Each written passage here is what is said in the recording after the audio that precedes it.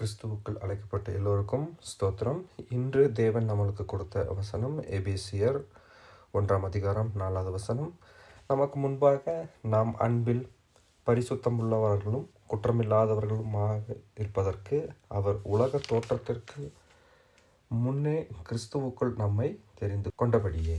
Ephesians chapter 1 verse 4. Accordingly, as he had chosen us in him before the foundation of the world, that we should be holy and without blame before him in love.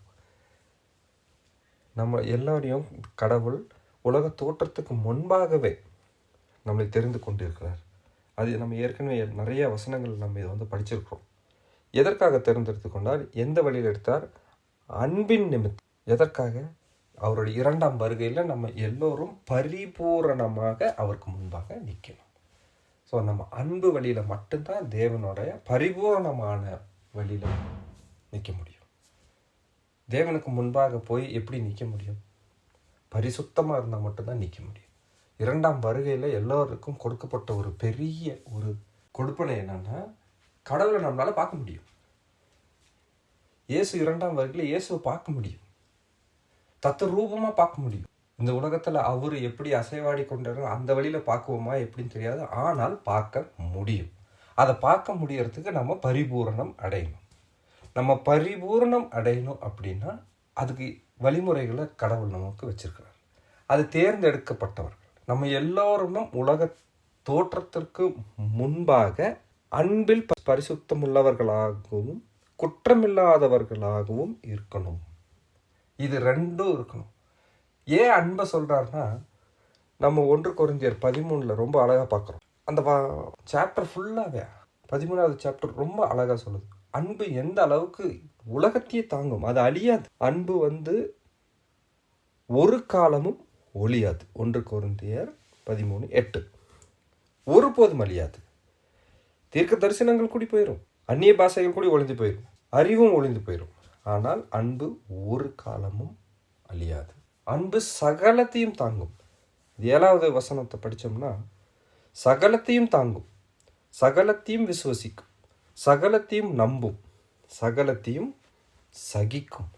அன்புக்கு மட்டும்தான் சகிப்பு தன்மையே இருக்கு. அதனால தான் இயேசு எல்லாத்தையும் சகிச்சுக்கிட்டார். அன்பே உருவான தேவன் என்று நம்ம படிக்கிறோம் இல்லையா?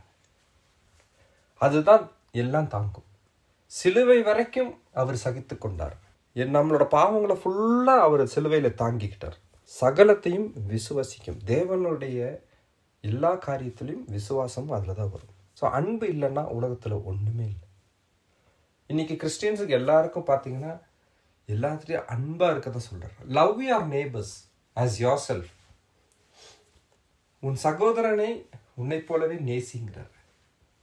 ஸோ அன்பு கட்டுப்பட்டால் எல்லாமே நம்மளுக்கு கைக்கும். இந்த 2ஆம் வருகையில் நியாய தீர்ப்பின் நாளிலே நமக்கு தைரியம் இருப்பதற்காக அன்பு நம்மிடத்தில் பூரணப்படுகிறது. அந்த அன்பு பூரணப்படும் போது மட்டும்தான் 2ஆம் வருகையில் அந்த நியாய தீர்ப்பு நாளில் நம்ம தைரியத்தோட முன்னாடி நிற்க முடியும். இல்லைன்னா நம்மளால முடியாது.